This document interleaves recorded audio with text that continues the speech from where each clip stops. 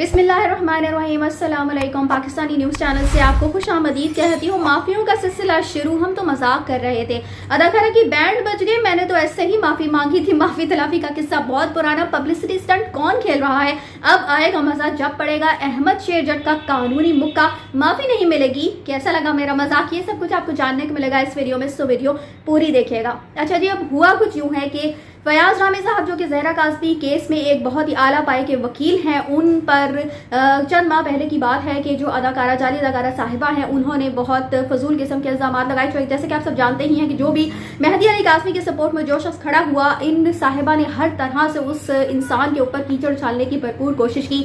अजीब गरीब नाम रखे गए और फजूल किस्म के हर उस शख्स पर बातें की गई। तो जो फयाज रामी साहब है वो भी इसी कैटेगरी में फॉल करते हैं, जिन पर फजूल किस्म की बातें की गई। उनको कभी राम जाने कहा गया, कभी जामे शीरी के शरबत से उनको मंसूब किया गया। तो अब हुआ कुछ यूँ है कि जो फयाज रामी साहब हैं, चूँकि वो वकील हैं, तो अब हर इंसान तो एक जैसा नहीं होता कि इन्हीं की ज़ुबान में उसको जो है वो जवाब दे। तो फयाज रामी साहब जो है वो अब इन साहिबा के खिलाफ कानूनी चाराजोई करेंगे और इन पर जो है वो उन्होंने हद तक इज्जत का दावा भी दायर कर रखा है। और अब हुआ कुछ इस तरह से है कि जाली अदाकारा ने बेसिकली अपनी जान छुटवाने के लिए अब फयाज रामी साहब से माफ़ी मांगी है और माफ़ीनामा दर्ज करवाया गया है, जो कि आप स्क्रीन पर देख रहे होंगे, जिसके नीचे इन साहिबा के दस्तखत भी मौजूद है।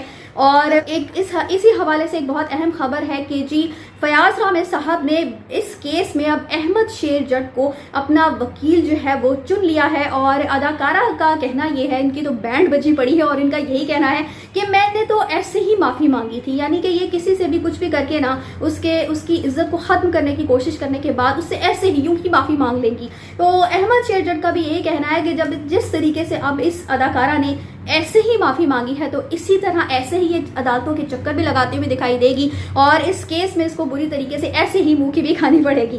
तो आप स्क्रीन पर देख ही रहे होंगे कि ये जो मैसेजेस आपको दिखाई दे रहे हैं, या ये बेसिकली जाली अदाकारा की तरफ से फयाज रामी साहब को किए गए। इन्होंने बहुत ज़्यादा कोशिशें की कि किसी तरीके से फयाज रामी साहब जो है वो मान जाए, उनसे माफ़ी तलाफी का कुछ सिलसिला जो है वो बन जाए, ताकि इस केस से उनकी जान छुट जाए, क्योंकि 50 करोड़ रुपए का हद तक इज्जत का दावा जो है वो फयाज रामी ने इनके ऊपर दायर किया है।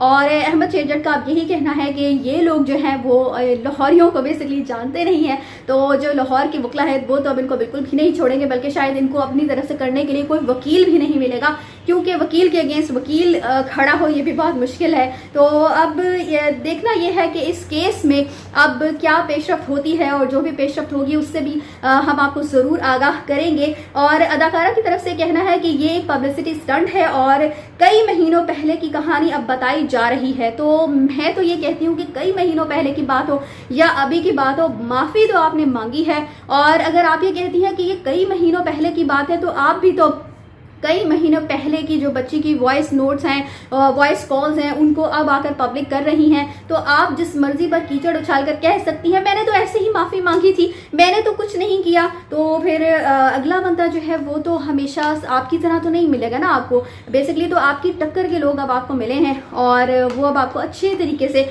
मज़ा चखाएंगे और अब आपको बिल्कुल भी माफ़ी नहीं मिलेगी। और फिर यही लोग आपसे कहेंगे कैसा लगा मेरा मजाक। इसी के साथ मुझे दीजिए इजाज़त। चैनल को सब्सक्राइब करना मत भूलिएगा। अगली अपडेट्स तक के लिए अल्लाह हाफिज़।